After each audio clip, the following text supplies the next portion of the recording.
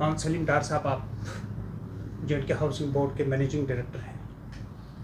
कल press enclave में आपके डिपार्टमेंट के खिलाफ प्रोटेस्ट हो रहा था, क्या वजूहत है प्रोटेस्ट करने की? देखिए, उनकी डिमांड क्या थी? हाँ, सबसे पहले आपका शुक्रिया। मैं ये बताना चाहूँगा कि प्रधानमंत्री आवास योजना अर्बन एक स्कीम है जिसकी नोडल एजेंसी इम्प्लीमेंट करने के लिए जेड के हाउसिंग बोर्ड है।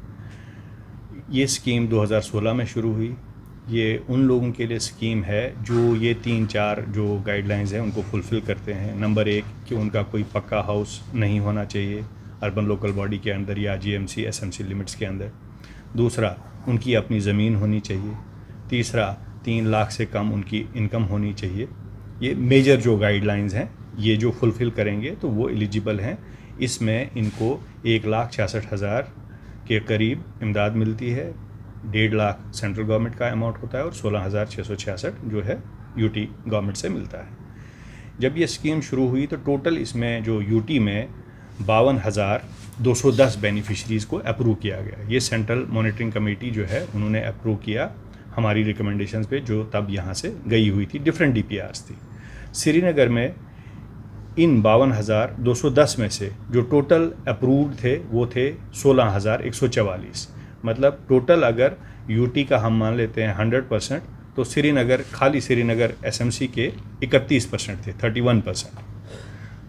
बाद में सीआईडी से एक रिपोर्ट आती है कि श्रीनगर में एक एसएलटीसी है हकीम मुजम्मिल, जिसने काफ़ी प्रॉब्लम वहाँ पे क्रिएट की है। लोगों से पैसा मांगा जा रहा है, इनएलिजिबल बेनिफिशरीज़ को बेनिफिट दिया जा रहा है वगैरह वगैरह। एक रिपोर्ट आई जो गवर्नमेंट ने हाउसिंग बोर्ड को भेज दी।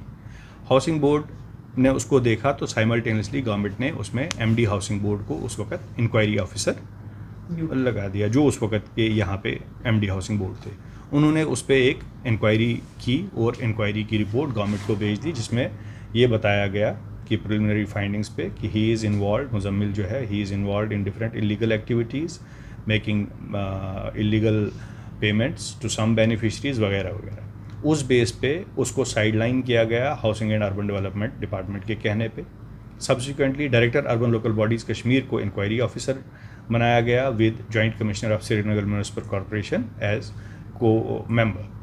तो वो जब इंक्वायरी उनकी रिपोर्ट आई तो उसमें बराबर उन्होंने लिखा, जो मैं वो पढ़ता हूँ जो इंक्वायरी ऑफिसर ने लिखा, that mister Muzammil working as SLTC has hijacked all the records of the scheme and complaints about his malafide intentions have been received from MC Magam, Kazigund, Habak, Lal Bazar, Zadibal and other areas of the Srinagar city.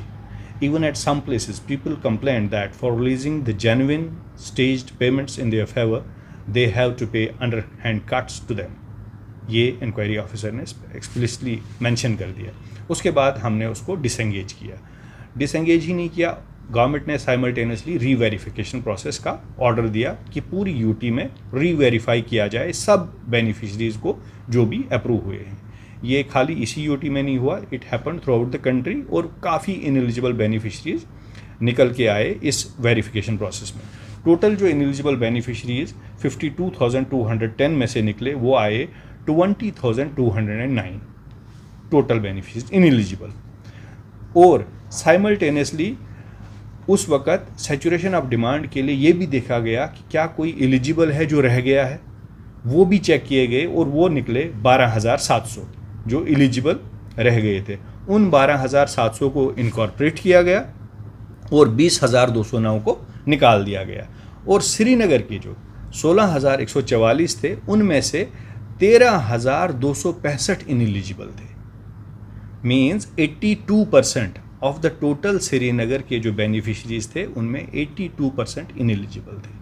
अब मामला इतना ही नहीं रहा, अब जब हमने इसको और सिक्योरिटाइज किया तो देखा जो वो 13,265 थे उनमें से भी 1,247 ऐसे थे जिनको पेमेंट भी चली गई थी, 1,247। और वो टोटल पेमेंट जो है इनएलिजिबल बेनिफिशरीज को चली गई है वो है 10 करोड़ एंड 78 लैक्स।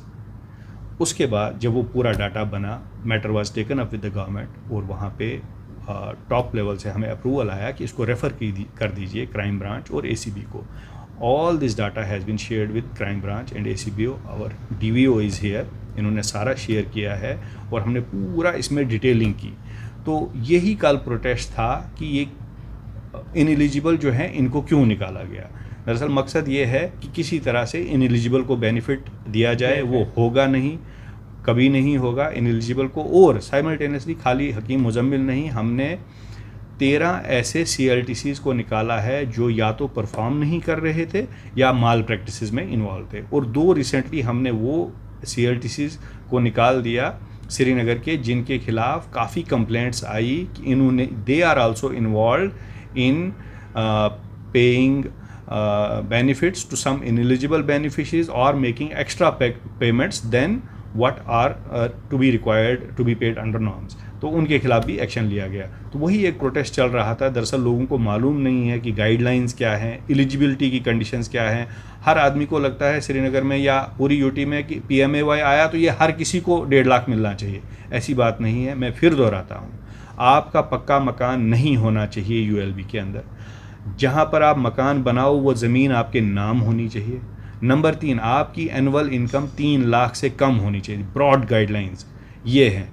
हाँ, एनहेंसमेंट में भी हम देते हैं, अगर 3 लाख से कम है थोड़ा सा वो एनहेंस भी कर सकता है। और हमारा टाइप डिज़ाइन अप्रूव्ड है कि टाइप डिज़ाइन क्या होगा, जो स्टेट लेवल कमेटी है under the chairmanship of chief secretary, उसमें टाइप डिज़ाइन भी अप्रूवर है। तो सारा हम फैसिलिटेट कर रहे हैं, लेकिन ये कि इनएलिजिबल बेनिफिशियरीज को दें, ये कभी हो नहीं सकता। टेक 1 अब आपके WhatsApp पर। WhatsApp करिए hi 9728253663 पर।